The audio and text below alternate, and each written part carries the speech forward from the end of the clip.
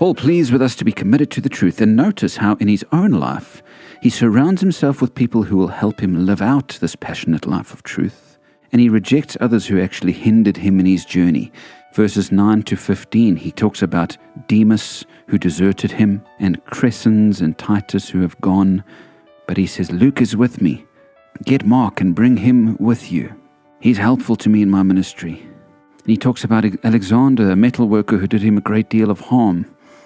But then warmly at the end greets Priscilla and Aquila and Erastus, and sends greetings from some people who are there with him. So there were those in his life who got in the way of his Christian convictions, who wanted to lead him astray, who tried to do him harm. And Paul says, be on your guard against such people. Be on your guard against those who love the world and turn from God. You want to stay committed to the truth? Surround yourself with people who are committed to the truth. I love how Paul said, get Mark, bring him with you. He's helpful to me in my ministry. Luke is here and he's a support to me. And Paul sends greetings from good Christian people who are there with him and others who he had seen along the way. Together they were stronger. Together they could manage. Together they found the fullness of their Christian lives. This is profound. Paul was basically one of the highest people in the church, one of the big boys. And they say it can be lonely at the top. But Paul was no lone ranger.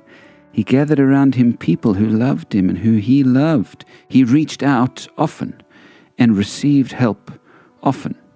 Paul, of all people, stayed connected. He made sure he stayed connected to good people of God. Today it's easier than ever to stay disconnected.